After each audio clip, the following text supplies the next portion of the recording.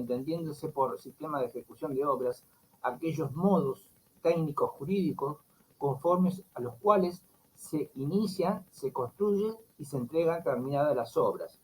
Bueno, hay 4 sistemas fundamentales que vamos a ver en esta charla. De esos 4 sistemas hay uno que es el más común en las obras particulares, en las obras de edificios, las obras, digamos, hechas por privados, que se llama el sistema por administración. Después hay otros 3 sistemas más, que es el de precios unitarios, el ajuste alzado o retribución global, y el de carácter excepcional, que es el de coste y coste.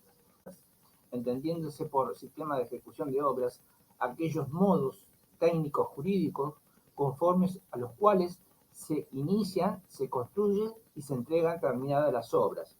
Bueno, hay 4 sistemas fundamentales que vamos a ver en esta charla. De esos 4 sistemas hay uno que es el más común en las obras particulares, en las obras de edificios, las obras, digamos, hechas por privados, que se llama el sistema por administración. Después hay otros 3 sistemas más, que es el de precios unitarios, el ajuste alzado o retribución global, y el de carácter excepcional, que es el de coste y coste. Entonces, vamos a referirnos primero al sistema por administración, que es el único de los 4 que no requiere un contrato de construcción entre el comitente y el empresario o constructor de la obra. Es decir, que el comitente o dueño de la obra se transforma en su propio empresario, al no tener al no tener necesidad de contratar a un empresario, porque así lo decidió. O sea, tomó la decisión de hacerlo por su cuenta, contratando obviamente a profesionales capacitados para ello, pero sin que haya una empresa constructora, o sea, un empresario constructor, que se haga cargo de la ejecución material de la obra. O sea, asume la totalidad de los riesgos de la obra. Se comporta como su propio empresario. Bueno, entonces, en toda obra de ingeniería o arquitectura, tiene que estar cubiertas las 3 funciones principales. Y ellas son las funciones del proyecto, las funciones de la dirección de la obra y la función de la ejecución de la obra.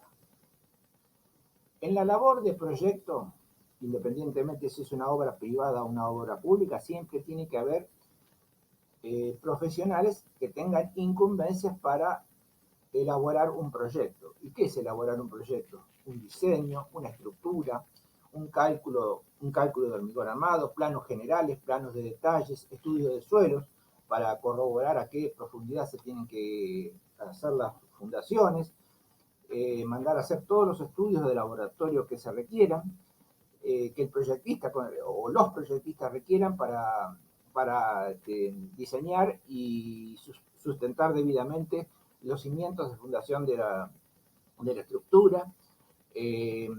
O sea que se hacen responsables de todo ello por ser los únicos que han intervenido en la elaboración de ese proyecto y por lo tanto cualquier vicio o defecto que en el futuro adolezca esa obra, que tengan su origen en defectos de proyecto o en vicios de proyecto, serán responsables civil y penalmente. Bueno, pero eso lo vamos a ver en otras clases siguientes, ya cuando veamos las responsabilidades profesionales. Le digo esto nada más que para ponerlos más o menos al tanto de que lo que es un proyectista y que va a asumir muchas responsabilidades. Bueno, entonces, dijimos, la labor del proyecto es la confección de toda la documentación gráfica y escrita, todos los estudios que sean pertinentes para concebir lo que va a ser la futura obra. O sea, es una obra intelectual la que realiza el proyectista. Concibe la obra, es el creador de la obra, es el proyectista, el que se imaginó la obra de una determinada manera, de acuerdo a su mejor saber y entender, de acuerdo aplicando todos sus conocimientos técnicos y científicos. Bien, una vez que el proyectista entrega la documentación, toda la documentación técnica al comitente que le ha encargado ese trabajo, ya ahí pasa la segunda etapa, la de dirección de la obra. ¿Por qué? Porque comienza, en algún momento tiene que comenzar la ejecución material de la obra. Y desde el momento en que comienza la ejecución material de la obra, tiene que haber un profesional que asuma en nombre y en representación del comitente la dirección técnica de la obra. Y en este caso de obras por administración, al no existir una empresa constructora que, digamos, que cumpla las funciones de ejecución de la obra, entonces el director técnico se va a tener que convertir a su vez en director ejecutivo. ¿Por qué digo esto? Porque la parte de ejecución, que dijimos que es obligatoria en toda obra de ingeniería de arquitectura, al no existir una empresa constructora que la asuma bajo su responsabilidad, como en este caso que estamos hablando de la no existencia de una empresa constructora, esa tercera pata de las tres que les nombré tiene que estar cubierta. ¿Mm? Hablamos de proyecto, hablamos de la dirección y nos faltaría la ejecución. Y esta no puede quedar rengo porque se desestabiliza el sistema. Entonces, ¿qué se requiere legalmente en el caso de que no haya una empresa constructora, como en este caso? Se requiere que un profesional ejerza a su vez, cubra la labor de la ejecución a través de la figura del director ejecutivo. ¿Mm?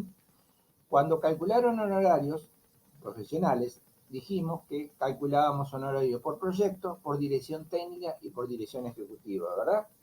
Bueno, entonces, usábamos la tablita correspondiente, calculábamos el honorario por proyecto y dirección, y a eso después lo descomponíamos en un 60% que corresponde a la labor de proyecto, a un 40% que corresponde a la dirección de obra, y a esa dirección de obra le sumábamos un suplemento de dirección del 200% en concepto de dirección ejecutiva.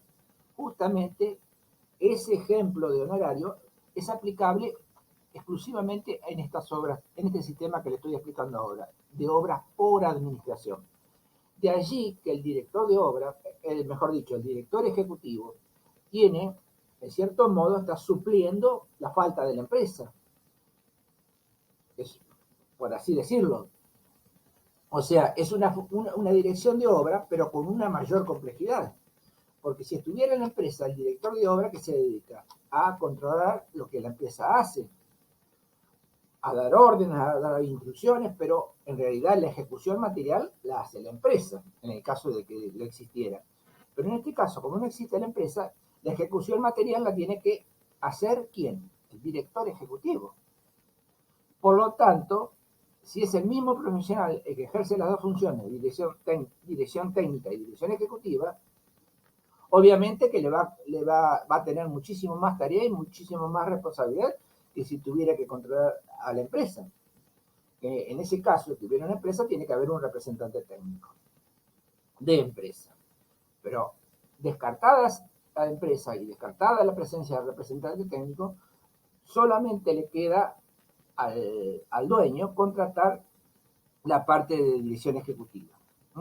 Que puede ser el mismo profesional que haga las tres funciones, proyectista, dirección técnica y dirección ejecutiva, o pueden ser profesionales diferentes. Eso es así, no hay ninguna obligación de que sea un mismo, pueden ser uno, dos, tres o varios simultáneamente. En eso no hay problema de acuerdo a la forma en que se haya celebrado el contrato. ¿Sí? Entonces, repito, para que quede claro y no se confundan después en los exámenes, la figura del director ejecutivo implica un reconocimiento de un honorario con un suplemento de dirección del 200% se da únicamente en obras por administración. Por lo tanto, si ustedes van caminando por algún lugar de la ciudad y ven un cartel de obra que dice proyecto, dirección técnica y dirección ejecutiva, que no les quepa la menor duda que esa obra es una obra hecha por administración. Si no fuese así, digamos, si dijera proyecto, dirección técnica, a cargo de los profesionales de fulano, sultano o mengano, y a su vez ejecución, empresa, no sé, Pérez, sociedad anónima, en ese supuesto, si ven el nombre de la empresa y a su vez el de representante técnico, ingeniero, no sé, Jorge Omar García, ¿m? Matrícula número tal.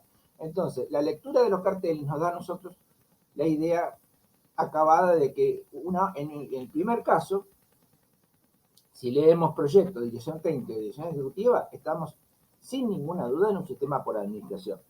En el otro caso, en que tengamos una empresa constructora, ya estaríamos dentro de los otros tres sistemas que vamos a ver en un ratito. Sistema de ajuste alzado, retribución global, como dijimos, precios unitarios o eventualmente costa y costa. Entonces, este sistema se pensó desde hace muchísimo tiempo, que se emplea y es muy común, repito, en obras particulares, con el objetivo de tratar de lograr una economía. Economía en cuanto a que no se paga los beneficios que implica o los costos que implica contratar a una empresa. Por un lado. Por otro lado, si tenemos una empresa contratada, tenemos que tener un contrato. Un contrato de obra con una empresa. Tenemos que firmar un contrato. Tenemos que absorber los costos de la empresa, tenemos que absorber los beneficios empresarios, obviamente, que no van a ser lo mismo que si lo hiciéramos nosotros por nuestra cuenta. O sea, en definitiva, el sistema tiende a que la obra se nos abarate. O sea, lograr una mayor economía y una mayor calidad en el resultado, al tener un control muy estricto sobre la misma. Pero le digo, interviene el proyecto, el proyectista, el director técnico y el director ejecutivo. Bien. O sea, por un lado tenemos esa ventaja de que no tenemos que pagar el costo o el beneficio empresario. También tenemos la ventaja de que no tenemos que al no tener que estar ligados por un contrato de construcción, no estamos ligados a un plazo de ejecución de la obra.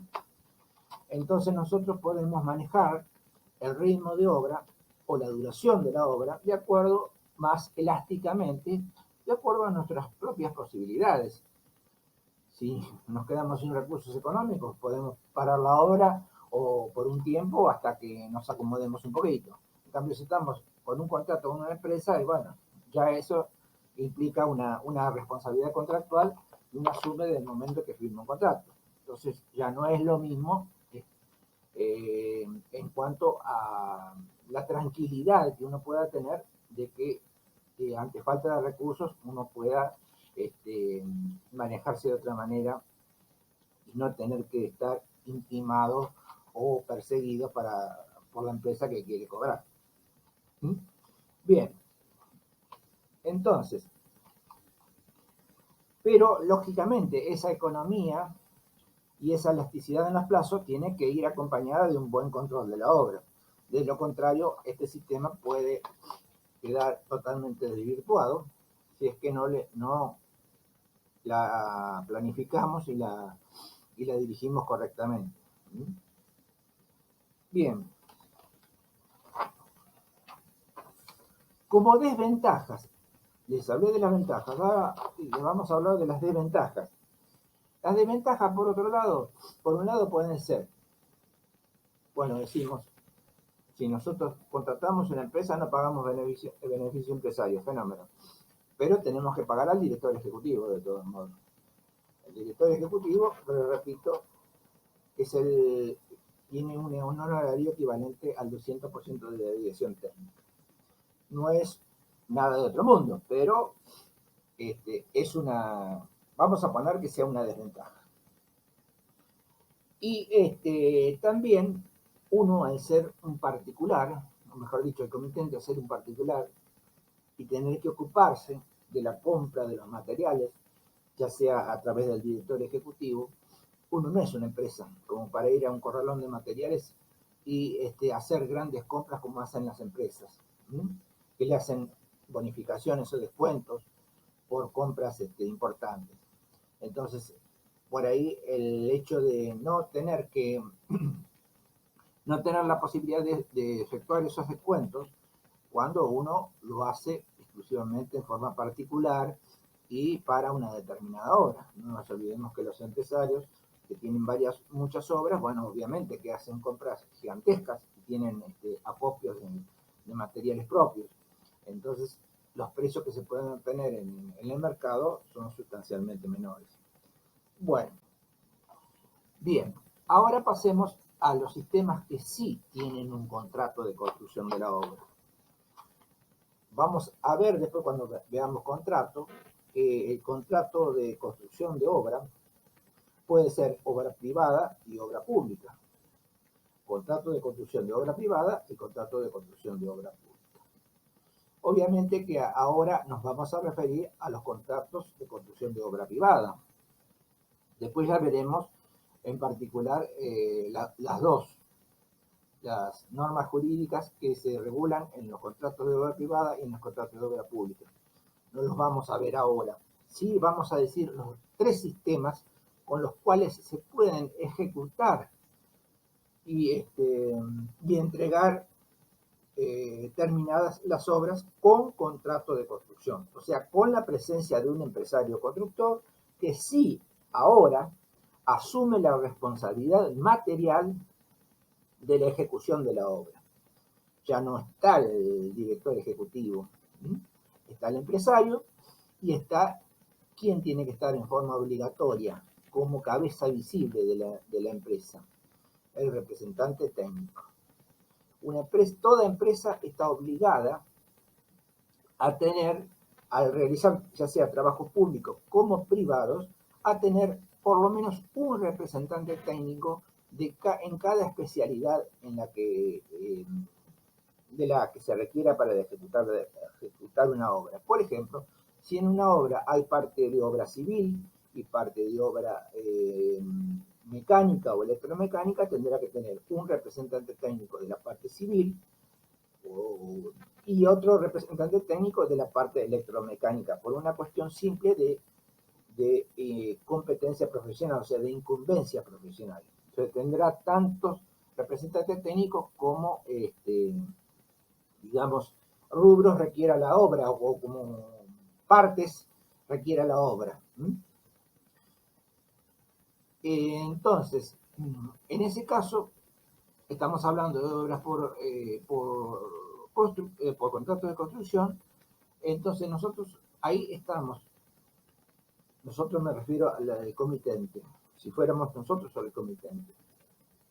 Entonces nosotros el comitente, ¿qué tenemos que hacer? Firmar un contrato con la empresa que hayamos elegido, que pudo haber resultado por concurso de precios, por compulsa de precios o por contratación directa. No hay nada que nos impide, desde el punto de vista que somos particulares y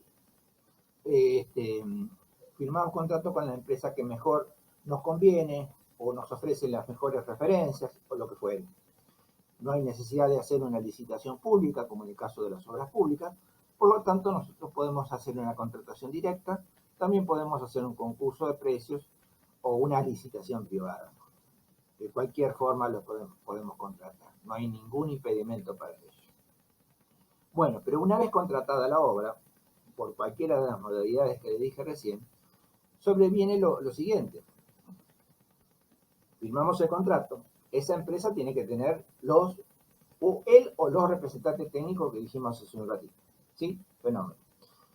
Ahora, el comitente tiene que haber elaborado el proyecto, o sea, haber mandado a elaborar el proyecto, O sea, tuvo que haber tenido la intervención un proyectista de la obra, que es el que concibió la obra, es que diseñó la obra, como dijimos anteriormente, y ahora nos encontramos con que la tercer pata, que era la de ejecución, la hace la empresa, queda cubierta por la empresa constructora y por su representante técnico. Por lo tanto, la parte de división ejecutiva no hace falta, obviamente, porque la parte de ejecución que cubría, ahora queda el director ejecutivo, obviamente queda sin ningún tipo de sentido que haya un director ejecutivo por cuanto hay una empresa constructora. Entonces, es incompatible la función de director ejecutivo en una obra con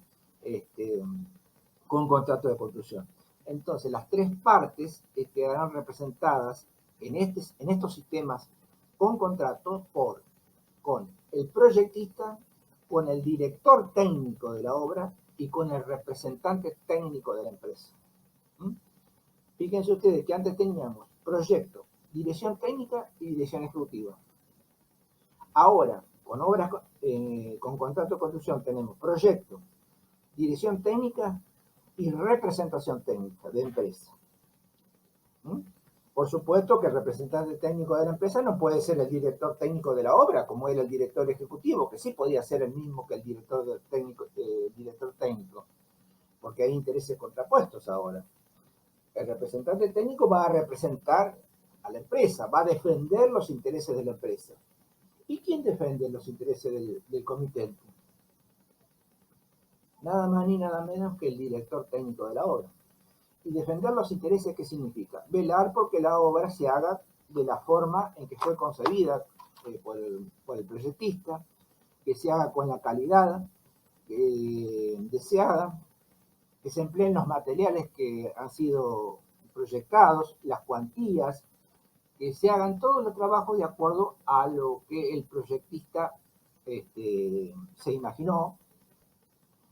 Y bueno, es hacer un seguimiento de la obra, la función del director técnico es hacer un seguimiento de la obra, controlar lo que la empresa hace, dar instrucciones, indicaciones, órdenes de servicio, con el único objeto de ¿qué? De controlar que la obra se ejecute bien, de acuerdo a las reglas del buen arte de construir, de acuerdo a la documentación técnica del proyecto, y que obviamente se termine felizmente sin vicios ni defectos constructivos, y que sea entregada felizmente al comitente con la calidad con que se pensó al ser proyectada. Bien. En este caso, el director técnico hace las veces de inspector, como si fuera una director técnico o inspector de la obra, serían equivalentes, ¿sí? Con la diferencia que usamos más el término inspector de obra cuando la obra es obra pública y la dirección técnica cuando la obra es privada. En definitiva, los dos son funciones análogas. ¿Por qué son análogas? Porque en el caso de la dirección técnica es el profesional o los profesionales que defienden los intereses del comitente. ¿Frente a quién? Frente al desenvolvimiento de la empresa constructora en la ejecución material de la obra. Y el inspector de obra hace prácticamente lo mismo que hace el director técnico, pero en vez de referirse a la obra privada, se refiere a la obra pública. O sea, es el representante o los representantes del Estado que fiscalizan y controlan el cumplimiento del contrato de construcción de la obra pública. ¿No? Entonces, de ahí es que las funciones son análogas. Pero por ahora les explico esto. Proyecto, dirección técnica y representación técnica en obras por contrato.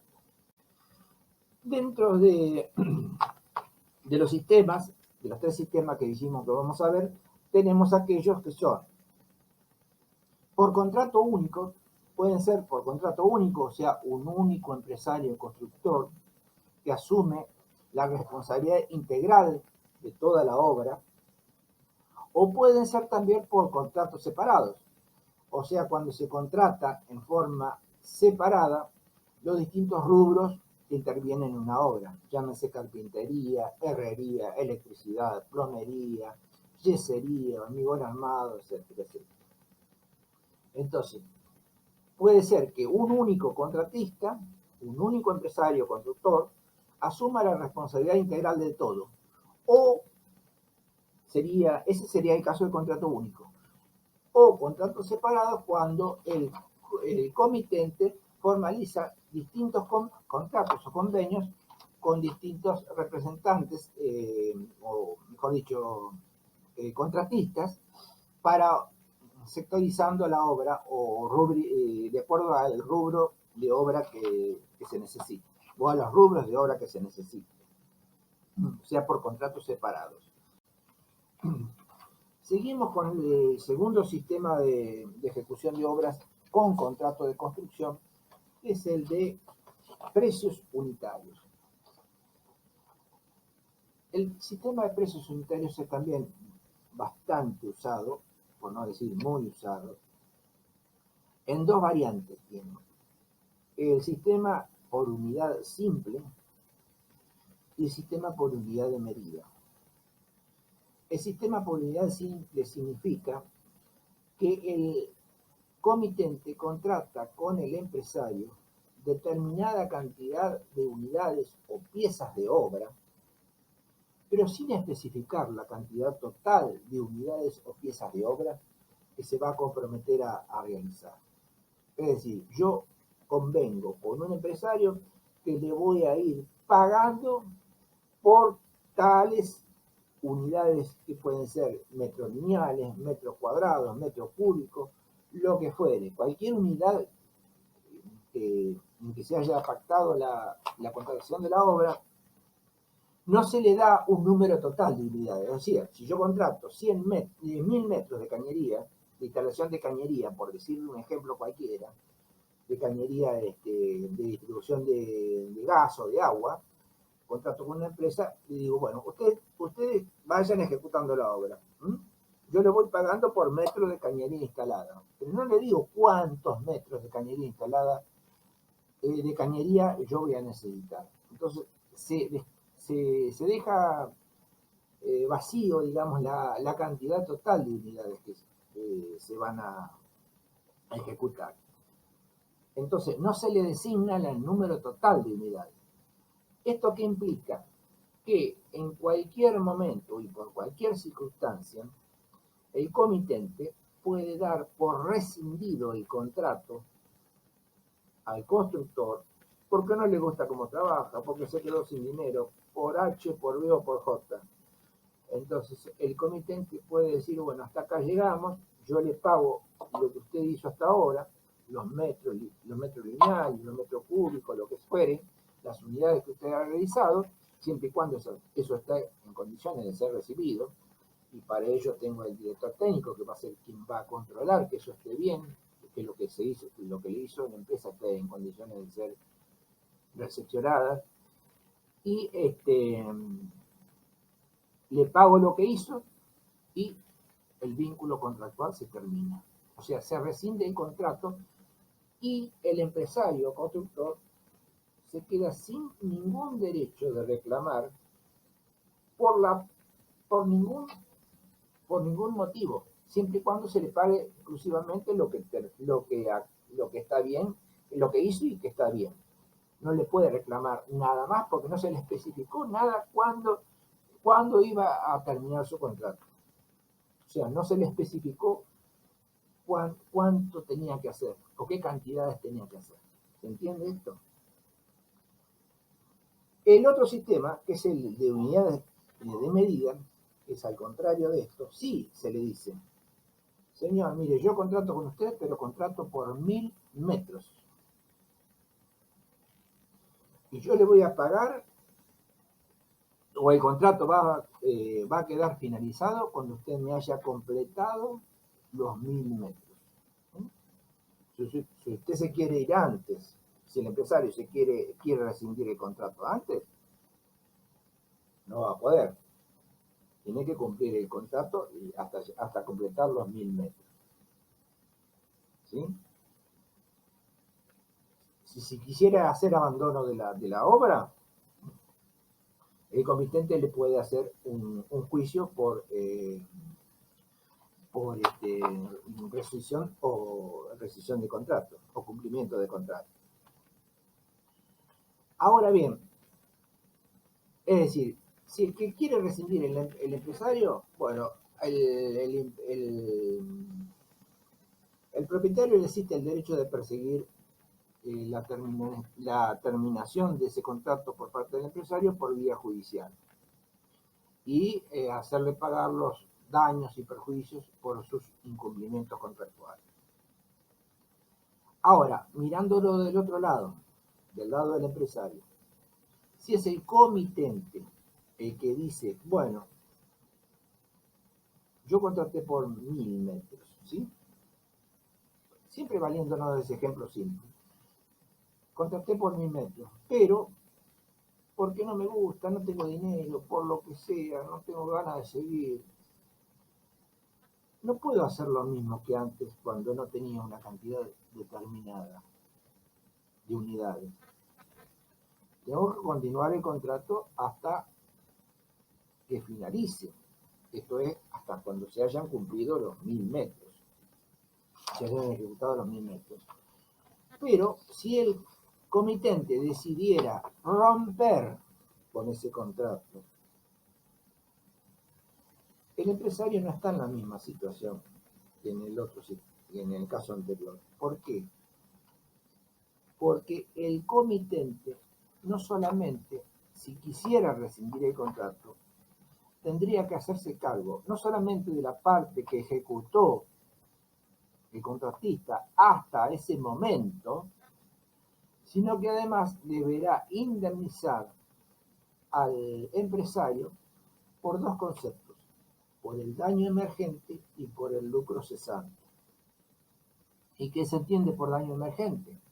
Se entiende por daño emergente todos aquellos gastos directos o indirectos que el contratista ha hecho para llevar a cabo la terminación total de la obra, que eran 1000 metros.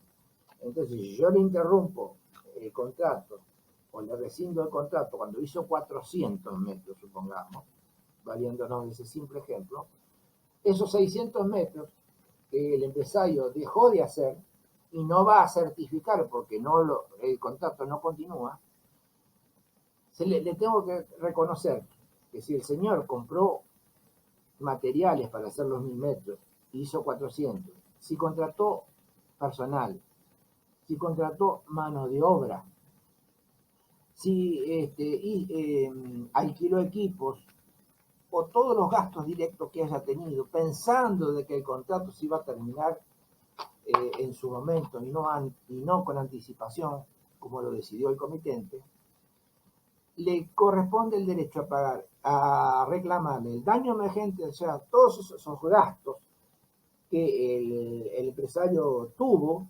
pensando en continuar el contrato hasta su terminación, y el lucro cesante.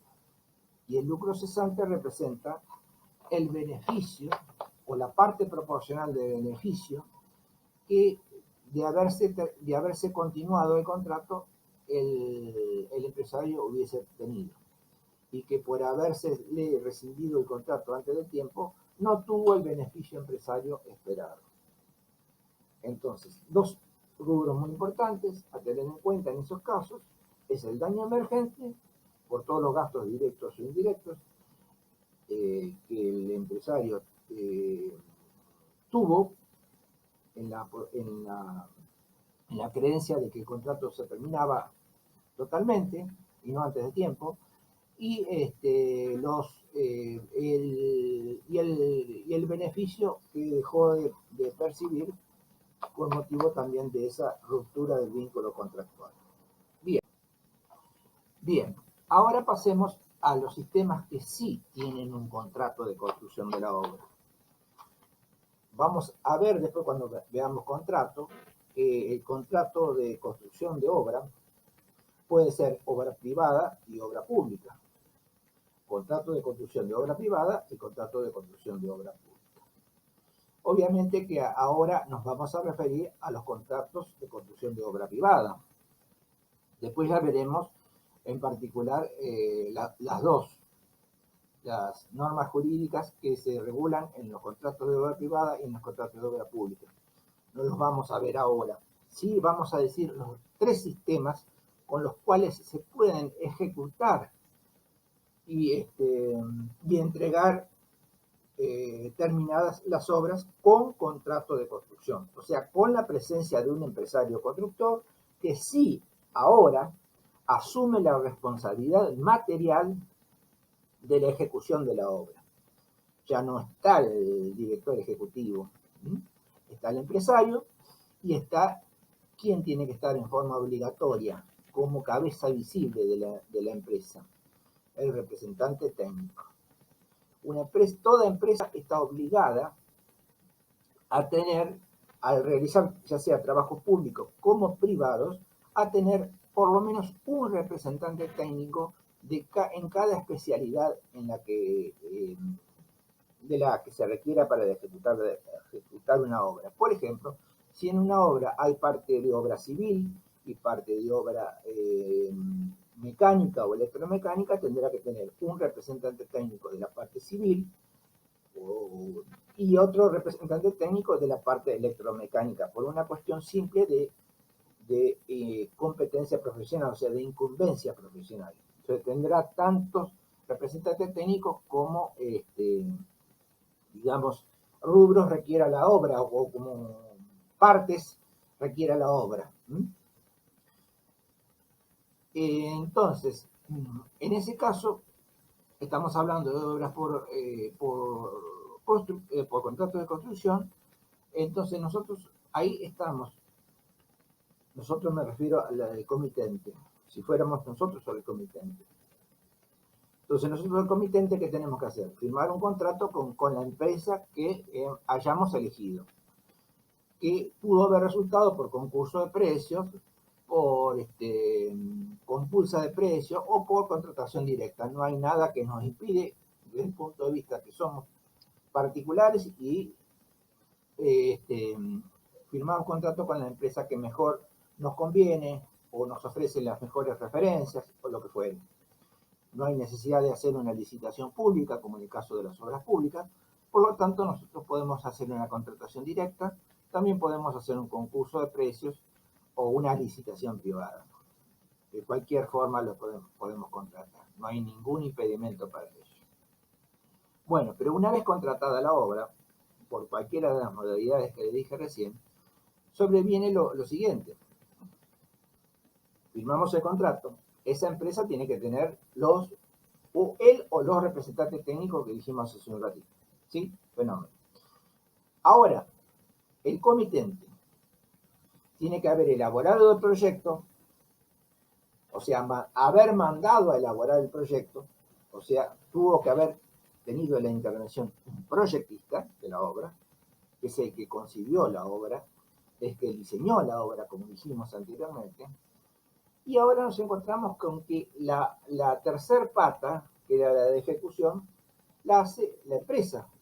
Queda cubierta por la empresa constructora y por su representante técnico. Por lo tanto, la parte de división ejecutiva no hace falta.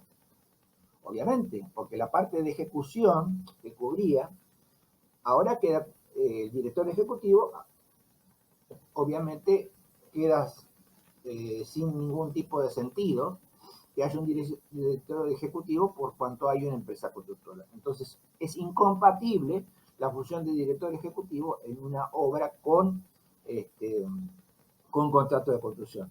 Entonces, las tres partes quedarán representadas en estos sistemas con contrato con el proyectista, con el director técnico de la obra y con el representante técnico de la empresa. Fíjense ustedes que antes teníamos proyecto, dirección técnica y dirección ejecutiva. Ahora, con obras con contrato de construcción tenemos proyecto, dirección técnica y representación técnica de empresa. Por supuesto que el representante técnico de la empresa no puede ser el director técnico de la obra, como era el director ejecutivo, que sí podía ser el mismo que el director técnico, porque hay intereses contrapuestos ahora. El representante técnico va a representar a la empresa, va a defender los intereses de la empresa. ¿Y quién defiende los intereses del comitente? Nada más ni nada menos que el director técnico de la obra. Y defender los intereses, ¿qué significa? Velar porque la obra se haga de la forma en que fue concebida por el proyectista, que se haga con la calidad deseada, que se empleen los materiales que han sido proyectados, las cuantías, que se hagan todos los trabajos de acuerdo a lo que el proyectista se imaginó. Y bueno, es hacer un seguimiento de la obra, la función del director técnico es hacer un seguimiento de la obra, controlar lo que la empresa hace, dar instrucciones, indicaciones, órdenes de servicio, con el único objeto de ¿qué? De controlar que la obra se ejecute bien, de acuerdo a las reglas del buen arte de construir, de acuerdo a la documentación técnica del proyecto, y que obviamente se termine felizmente sin vicios ni defectos constructivos, y que sea entregada felizmente al comitente con la calidad con que se pensó al ser proyectada. Bien, en este caso el director técnico hace las veces de inspector, como si fuera una director técnico o inspector de la obra, serían equivalentes, ¿sí? Con la diferencia que usamos más el término inspector de obra cuando la obra es obra pública y la dirección técnica cuando la obra es privada. En definitiva, los dos son funciones análogas. ¿Por qué son análogas? Porque en el caso de la dirección técnica es el profesional o los profesionales que defienden los intereses del comitente. ¿Frente a quién? Frente al desenvolvimiento de la empresa constructora en la ejecución material de la obra. Y el inspector de obra hace prácticamente lo mismo que hace el director técnico, pero en vez de referirse a la obra privada, se refiere a la obra pública. O sea, es el representante o los representantes del Estado que fiscalizan y controlan el cumplimiento del contrato de construcción de la obra pública. Entonces, de ahí es que las funciones son análogas. Pero por ahora les explico esto. Proyecto, dirección técnica y representación técnica en obras por contrato. Bien.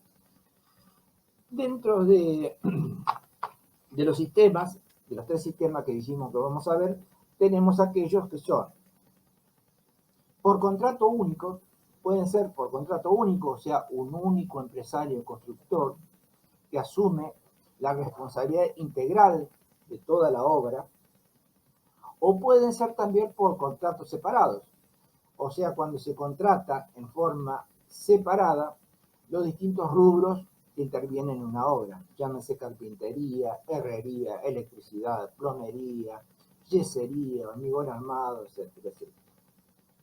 Entonces, puede ser que un único contratista, un único empresario constructor, asuma la responsabilidad integral de todo, o ese sería el caso del contrato único, o contratos separados cuando el comitente formaliza distintos contratos o convenios con distintos representantes, o mejor dicho, contratistas, para sectorizando la obra o de acuerdo al rubro de obra que se necesita, o a los rubros de obra que se necesite, sea por contratos separados.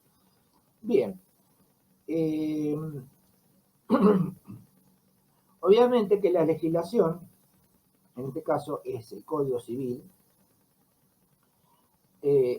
contemplan lo que son las variaciones del proyecto. Resulta que el proyecto se concibe, el proyecto se termina, se entrega al comité, el proyectista o los proyectistas lo entregan al comité. Pero luego, cuando se comienza el desarrollo, la ejecución material de la obra, puede ocurrir que algunas variaciones de ese proyecto sean indispensables o sean, digamos, acordadas entre el empresario y el dueño de la obra. Variaciones que no impliquen un cambio sustancial, pero que sí tengan que ser contempladas. Y al efecto, el Código Civil, respecto de las variaciones del proyecto, dice de esta manera: cualquiera sea el sistema de contratación, el contratista no puede variar el proyecto ya aceptado sin autorización escrita del comitente, excepto que las modificaciones sean necesarias para ejecutar la obra conforme a la regla del arte y no hubiesen podido ser previstas al momento de la contratación. La necesidad de tales modificaciones debe ser comunicada inmediatamente al comitente con indicación de su costo estimado. Si las variaciones implican un aumento, escuchen bien, si las modificaciones implican un aumento superior a la quinta parte del precio pactado, el comitente puede extinguirlo comunicando su decisión dentro de los 10 días de haber conocido la necesidad de esa modificación y su costo estimado. Cuando digo extinguirlo, quiere decir que el comitente puede llegar a pedirle al contratista, en ese caso, que se extinga el contrato, o sea, no que se anule, se dé por terminado el contrato, por cuanto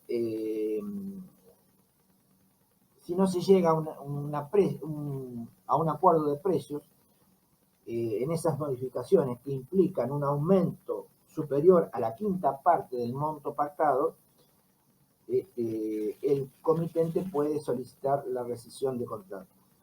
Esa es la palabra adecuada, la rescisión de contrato, o la extinción, por así decirlo. Bueno, también el comitente dice puede introducir variantes al proyecto siempre que no impliquen cambiar sustancialmente la naturaleza de la obra. Cuestiones menores que no hacen al desarrollo futuro de la obra, es con moneda corriente, obviamente. Hay algunas cuestiones que hay que modificarlas, ponerlas en otro lado, o no sé, o hacer alguna pequeña modificación porque surgió que esto no era tan así, o estuvo un poquito mal representado en el plano y después la medida no dio para... Y bueno, son pequeñas modificaciones que esas son muy comunes y frecuentes en las obras, que no implican prácticamente nada. Bueno, las diferencias de retribución surgidas de modificaciones autorizadas. Entonces, dijimos que cuando se modifica un proyecto, hasta la quinta parte del precio pactado en más, hay que lograr un acuerdo de precios, porque no fue lo convenido. Lo convenido fue un contrato. Si a ese contrato se le agregan cosas, o sea, le modifican cosas que implican una modificación en el precio, se tienen que convenir. Si no se conviene, el comitente dijimos que le asiste el derecho de pedir la rescisión de contrato. Ahora bien, las diferencias de retribución, o sea, la diferencia económica respecto de esas modificaciones, bueno, serán cuestiones de negociación entre el comitente y el empresario. Tendrán que renegociar esas modificaciones, que no estaban previstas en el contrato original. ¿Sí? Bueno, entonces en esas tratativas de ponerse de acuerdo, pueden surgir acuerdos, obviamente, acuerdos que pongan fin y que continúen con el normal desarrollo de la obra. Pero vamos a suponer que esas modificaciones sean imprescindibles y no haya acuerdo de precios. El empresario puede decir, bueno, bacanudo, entonces yo también pido la rescisión de contrato, porque si no me quiere reconocer el precio que le estoy pidiendo, bueno, hagamos una cosa. Si no nos ponemos de acuerdo, podemos ir a la justicia y pedir que un juez, a través de un perito, determine cuál es el justo valor de esas modificaciones. si es que se quiere continuar el contrato. Cualquiera de las dos podrá pedir la rescisión de contrato, pero pedir la rescisión de contrato significa ir a la justicia para que un juez considere extinguido el contrato por una causa justa, si es que no se pusieron de acuerdo previamente. Entonces, ir a la justicia implica que tener que el juez, para dirimir la controversia entre las partes, pedir el auxilio de un perito ingeniero que determine cuál es el justo valor o la justa compensación económica de la cosa sobre la cual no se pudieron poner de acuerdo y están en litigio judicial. ¿Mm? Bien, entonces, dentro de los sistemas tenemos el sistema de ajuste alzado, que también es llamado retribución global, y es el que tiene en cuenta que el precio resultante de una obra no es fijo o inamovible desde el momento en que se firma hasta el momento que se termina. Eso era en el pasado y en el muy pasado, cuando el sistema se llamaba sistema de ajuste alzado absoluto. Es decir, el sistema de ajuste alzado absoluto, que ya se dejó de usar hace muchísimo tiempo, implicaba que el contrato se celebraba por un precio fijo y determinado y no se le podía reconocer, no había ninguna posibilidad de que se reconociera ninguna variación de precio que pudiera ocurrir durante el desarrollo de la obra. Entonces, el empresario, al saber que no iba a tener reconocimiento de variaciones de precios, de ninguna manera, porque el sistema era absoluto, obviamente que al presentarse a una cotización, iba a cotizar muchísimo más de lo que la obra valía en ese momento, sabiendo que no la iba a poder modificar. Entonces, eso podía llevar a que el empresario obtuviera una ganancia desmedida. Por otro lado, si ninguna circunstancia hacía que la obra se encarezca, o sea, si no había inflación, si no había cambios de precios, si el empresario cotizaba muy alto y en realidad era para cubrirse, cuando después no ocurrió nada de lo previsto, bueno, podía llegar a pensarse en que el empresario se estaba enriqueciendo a costa del comitente. Y a su vez también podía darse un aprovechamiento, por así decirlo, en el caso de que la situación fuera a la inversa. Es decir, se disparara la economía y teniendo un contrato hecho por un monto determinado y fijo, inamovible, el empresario no se le podía reconocer ninguna variación de costos. Entonces, en ese caso, el beneficiado iba a ser el comitente a costa del perjuicio o del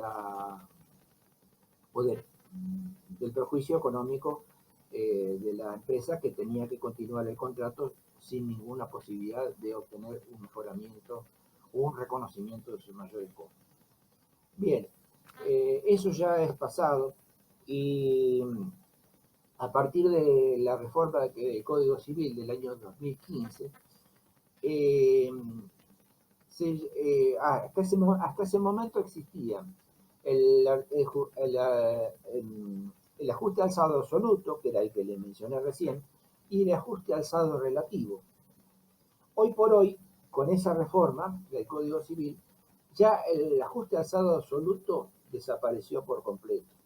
Quedó lo que anteriormente le llamábamos ajuste alzado relativo, que ahora le llamamos directamente ajuste alzado, o también retribución global. Esto es a partir de la reforma del Código Civil. O sea que este que se rige actualmente, ajuste alzado, retribución global, es el equivalente al ajuste alzado relativo que existía antes del nuevo código. O sea que no, en ese sentido ha variado muy poco, por no decir casi nada. Y el precio de la obra no es fijo, inamovible como el ajuste alzado absoluto, que podía causar perjuicios o beneficios ya sea al empresario o al comitente de la obra, según cómo variaba la economía. En este caso, en el ajuste alzado relativo, se contempla que el precio resultante de la obra va a ser función de las fluctuaciones económicas del mercado. Y sí se contempla justamente una serie de cuestiones que vamos a ver ahora que se pueden suceder en una obra que antes no se contemplaba en el ajuste alzado absoluto. Entonces, esas situaciones que se contemplan son las siguientes. Las modificaciones, o sea, cuando se introducen cambios en el proyecto, ya sea porque son necesarios, porque son imprescindibles, o porque el mismo dueño pide un cambio. O sea, que una modificación es un cambio en el proyecto. No digo un cambio de todo el proyecto, pero cambiar algunas cuestiones que no fueron contempladas en el proyecto y que surgieron después, a posteriori de la firma del contrato. Entonces, esas modificaciones o cambios del proyecto se tiene que contemplar en la relación con el empresario. El otro ítem o punto sería los imprevistos. ¿Y qué son los imprevistos? Son aquellos trabajos que no han sido contemplados en el proyecto original porque el proyectista se los olvidó, por negligencia, por impericia, pero que resultan indispensables y que no fueron representados en los planos. Por ejemplo, la inexistencia de la representación de una escalera, por ejemplo, es indispensable, obviamente. Si yo no la represento en el plano y el empresario no la cotizó,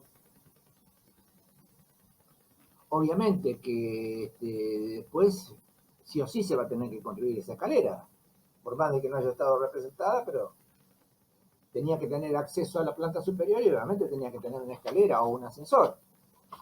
Supongamos que ninguno de los dos elementos fueron representados en el plano, por lo tanto el empresario no lo cotizó, y bueno, eso representa un imprevisto. Un imprevisto, ¿por qué? Porque no fue representado en los planos, ya sea por olvido, impericia o negligencia del proyectista. Bien, la otra situación no son los imprevistos, son los imprevisibles, que vamos a ver que no es lo mismo que imprevistos, aunque pareciera que se trata de la misma cosa, no lo son. ¿Por qué? Porque los imprevisibles son aquellos trabajos que escaparon a toda posibilidad de análisis de las partes al contratar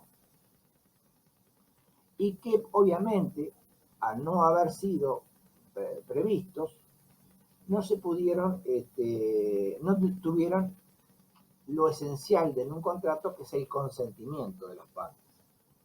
¿Mm?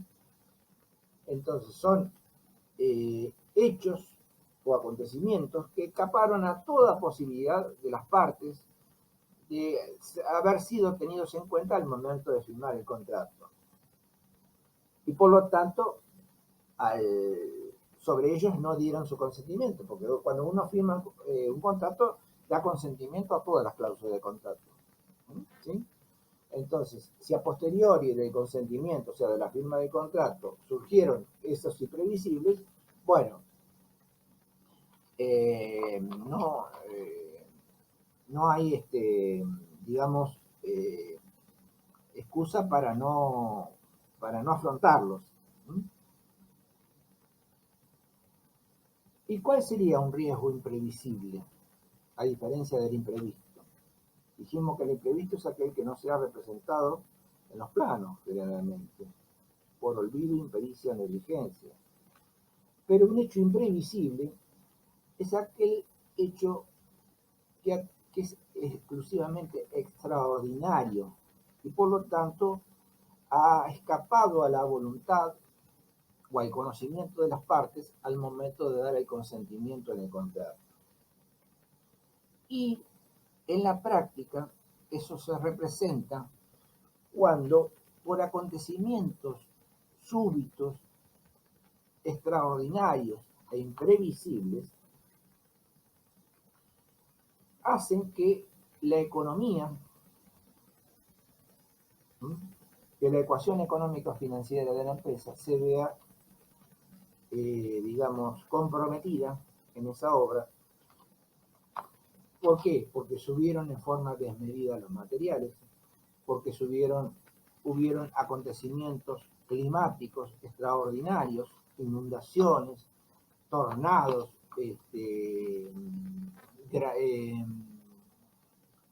inundaciones, tornados, sismos, o sea, acontecimientos que exceden de la buena a la buena voluntad que las partes tuvieron al contratar. Que no es lo mismo que imprevisible, que son cosas que fueron por olvido o negligencia. No, estas son cuestiones prácticamente de fuerza mayor, por así decirlo, y que hacen que el contrato se resienta o se tenga que acordar nuevos términos. Por ejemplo, también acá se menciona la suba desmedida de precios, de equipos, de mano de obra, nuevos impuestos y gastos financieros. También cuando las características del terreno no resultaron ser las que realmente se estudiaron a través de un estudio geotécnico, porque ha habido errores manifiestos en el proyecto o también en los cómputos métricos que han sido efectuados por el comitente. Pero dijimos que son casos extraordinarios que no pudieron ser previstos. Pero no podemos confundir lo imprevisible con lo que es de caso fortuito o fuerza mayor. Si bien tienen en parte su raíz en acontecimientos extraordinarios, al igual que el caso fortuito o fuerza mayor, a diferencia del caso fortuito o fuerza mayor, lo imprevisible sí puede cumplirse. En cambio, lo fortuito o fuerza mayor es de cumplimiento imposible. Es decir, supongamos, la suba de materiales, el cambio de las características del terreno, que no fueron las que se pensaron al proyectar, todo puede llevar a que el empresario tenga que hacer tareas más costosas o implique un mayor costo en la ejecución material de esos trabajos. Pero igualmente puede hacerlo. No hay nada que se le impida, más allá del problema económico. Pero no hay una cuestión de imposibilidad, como sí la hay en el caso de caso fortuito fuerza mayor. El caso fortuito fuerza mayor sucede cuando las cuestiones extraordinarias provienen o bien de acciones de la naturaleza, como dijimos, un sismo, grandes inundaciones, y cualquier otro acontecimiento natural que pueda poner, bueno, obviamente estamos frente a un caso de una pandemia mundial. También podríamos decir que esto es un caso de fuerza mayor, un caso fortuito fuerza mayor. Lamentablemente tengo que dar el ejemplo que nos toca vivir, pero es así. Ustedes no pueden ir a clase, yo no puedo ir a darle clase a ustedes, no puedo ir a mi trabajo, no puedo salir a la esquina, no puedo cumplir con mis obligaciones porque obviamente tengo un deber de preservar mi salud y la salud de todas las demás personas. Entonces es un caso de fuerza mayor. Entonces es de cumplimiento obligatorio y se hace imposible el cumplimiento de cualquier otra obligación que hayamos asumido, por cuanto nos debemos a estar en nuestros hogares y hacer lo que podemos desde acá, y ustedes de donde estén. Bien, entonces, nos queda todavía por analizar un cuarto aspecto a tener en cuenta, que son los adicionales. Los adicionales, como la palabra lo indica, adicional, ¿qué significa? Adicional significa sumar, agregar algo.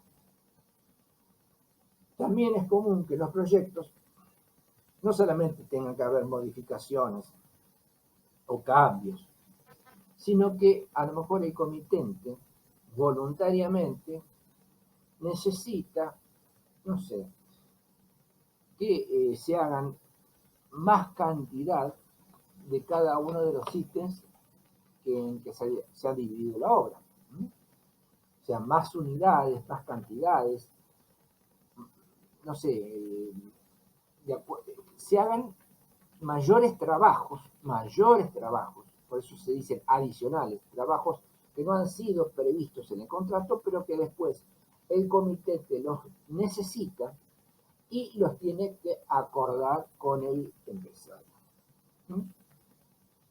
Por lo tanto, deben ser, para poder el empresario cobrar esos trabajos adicionales, tienen que haber sido consensuados de común acuerdo, obviamente, con el comitente, y el director técnico tiene que haberle dado la orden por escrito al empresario, el director técnico, que es el que representa los intereses del comitente, haberle dado la orden por escrito al empresario para autorizar la ejecución de esos trabajos adicionales, si no, no los va a poder cobrar o certificar en el momento que los haya terminado. ¿Estamos? Nos vamos a referir ya para terminar con el tercer sistema que se aplica en forma muy extraordinaria, es decir, no es un sistema ni común, ni común en la obra privada y tampoco en la obra pública. En la obra pública es extremadamente restringido y requiere una autorización especial, y solamente se lo tiene en cuenta o se puede poner en marcha en casos de que el Estado tenga que realizar obras de suma urgencia, donde no hay tiempo para preparar proyectos llamados a licitación, pliegos de condiciones, etcétera, etcétera. Entonces la obra requiere de una urgencia que el Estado necesita, que la población necesita, por ejemplo, ante grandes inundaciones, obras de defensas, todo tipo de cuestiones hidráulicas que tiendan a evitar la propagación de males mayores.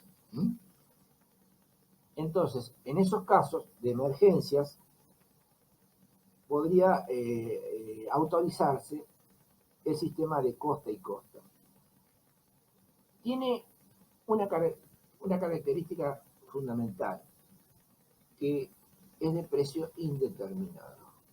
Es decir, por la urgencia con que se requiere se ponga en práctica la ejecución de esos trabajos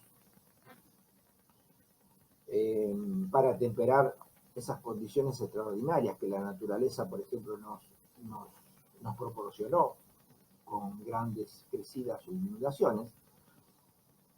Bueno, tendremos que contratar a una empresa y el precio resultante no lo sabemos. Y el precio resultante va a surgir de dos ítems, que es el coste, que son los insumos de la obra, representados por el costo de los materiales, de la mano de obra, de las instalaciones complementarias, de los equipos, y los gastos generales directos o indirectos que el empresario demuestre haber realizado. Ese es el costo.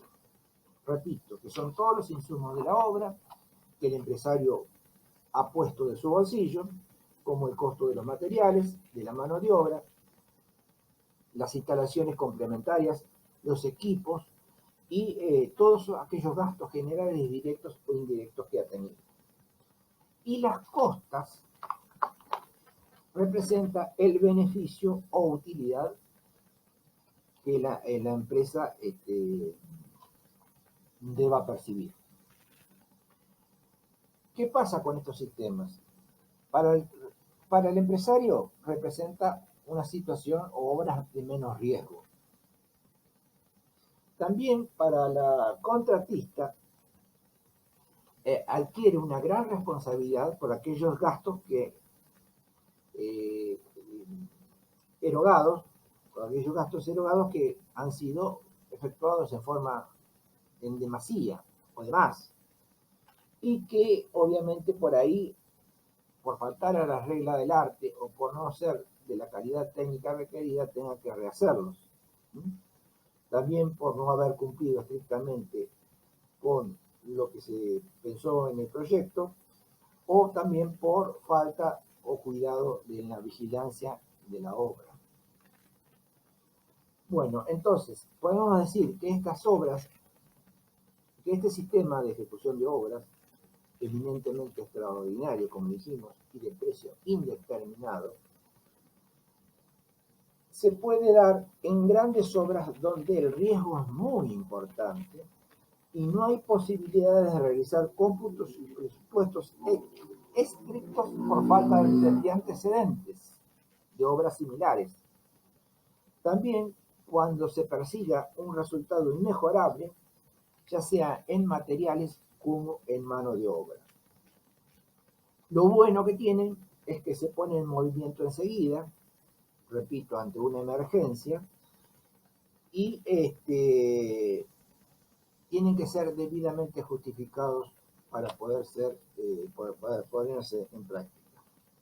En el caso del Estado, por los ministerios o los organismos públicos que tienen a su cargo el control de las obras públicas del Estado. Bueno, y respecto de la forma, dijimos que el coste, ¿qué son? El coste dijimos que son los insumos de las obras, o sea, todos los gastos directos e indirectos. Y las costas es la utilidad o el beneficio empresario. Ahora, si ustedes siguen las diapositivas, que yo les voy a acompañar con esta charla, ustedes van a ver en el PowerPoint, en la diapositiva número 7, las distintas formas de calcular las costas, o sea, el beneficio empresario, en función del coste. Entonces vamos a tener gráficos donde dice coste, costas, y tenemos en el primer gráfico una suma fija. Esto significa que independientemente del coste de la obra, o sea, independientemente de cuánto la obra costó realmente, el beneficio empresario va a ser siempre el mismo, o sea, va a ser una suma fija. ¿Qué representa para el empresario? ¿Un incentivo? No, no representa un incentivo, porque si él se esmera para hacer la obra más barata, cobra lo mismo, al ser una suma fija. Entonces no hay un incentivo de abaratar el costo de la obra, porque el empresario le va a dar lo mismo. Pero sí es más beneficioso para el comitente, porque independientemente del costo de la obra, el beneficio empresario va a ser el mismo. Justamente va a pagar lo mismo si la obra es más barata o resulta más cara. Bueno, entonces la suma fija no es conveniente para el empresario, sí un poco más para el comité. Después tenemos la segunda variante, que es el porcentaje fijo del coste. Nosotros podemos decir o pactar con el empresario, o el Estado puede pactar con el empresario y decir, bueno, más canudo. Si la obra, cuanto más barata resulte la obra, o sea, cuanto el empresario gaste menos en insumos, en materiales, en mano de obra, en equipos, cuanto más barato haga la obra, siempre respetando la calidad deseada, por supuesto, pero cuanto más barato salga la obra, más beneficio empresario se le va a reconocer. ¿Mm? O sea que las costas, que es el beneficio empresario, va a aumentar con la mayor economía de la obra que se produzca. Entonces, este sistema sí es más tentador y de mayor incentivo para el empresario a hacer la obra más barata. Porque en cuanto lo haga más barata, más beneficio va a obtener. Bien. El tercer sistema es un sistema mixto, donde se establece un presupuesto P, que el Estado puede establecer un presupuesto P y decir, bueno, el presupuesto de esta obra estimativamente es de 100 millones de pesos, por dar un ejemplo. ¿Qué pasa si la obra finalmente sale más barata que los 100 millones de pesos? Si finalmente el Estado paga menos, paga 80 millones de pesos, obviamente que eso le va a significar una economía al Estado, pero también se va a ver reflejado en un mayor beneficio empresario. Esto es la línea que va hacia arriba a partir del porcentaje fijo que marcamos en línea horizontal. Pero si nos excedemos del presupuesto oficial, continúa la suma fija que habíamos puesto en el primer ejemplo. Y por último, y la última variante sería continuar esta línea ascendente, pero en forma descendente. Esto implicaría que a mayor costo de la obra, las costas, o sea, el beneficio empresario, disminuye. Esto es, se lo repito, así ya terminamos con él. Se establece un presupuesto P que lo establece el Estado, X. Si la obra sale más barata, se beneficia el Estado y se beneficia el empresario por cuanto se le reconoce una mayor costa, o sea, un mayor beneficio empresario. Ahora, si el empresario gasta más de lo que el presupuesto oficial, ese presupuesto P, se le ha sido fijado de antemano, bueno, tendrá o bien una suma fija, o bien la línea se irá hacia abajo y el porcentaje de las costas disminuirá.